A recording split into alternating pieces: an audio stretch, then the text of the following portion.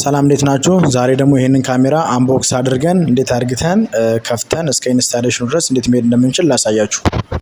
ካሜራውን አንቦክስ ካደረጋችሁ ከከፈታችሁት በኋላ በአለን ኪ ወይም ደግሞ አብራ የምትመጣ መፍቻ አለች። ይሄን መፍቻ ዳርና ዳር ሙሉ እየዞርን እንፈተዋለን ማለት ነው። ልክ ፈተን ከጨረስን በኋላ ቀጥታ ክዳኑን እናነሳዋለን ማለት ነው። ፊት ለፊት ላይ የምናገኛቸው የመጀመሪያዎቹ ምንድናቸው?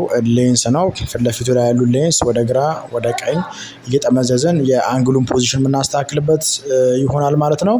ፊት ለፊት ላይ ያለችው መስተዋቷ ደግሞ ግላሷ መክደኛዋ ነች። በተጨማሪ ኬብሎች አሉት። የፒኦኢ ሞጁሌተር ኬብል አለው። በተጨማሪ ፓወርም አለው።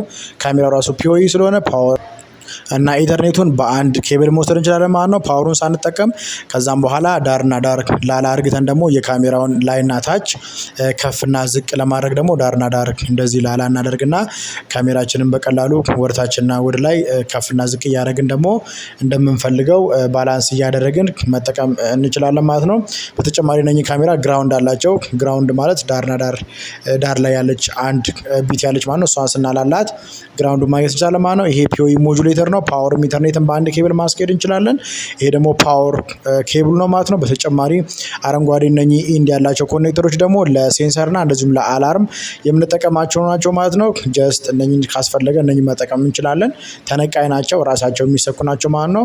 እላዩ ላይ ፓወር አለው፣ ፒኦኢ ሞጁሌተር አለው፣ እንደዚሁም ደግሞ አላርምና ለሴንሰር የሚሆን ኬብሎች አሉ ማለት ነው። ፋይናሊ ይህንን ካሜራ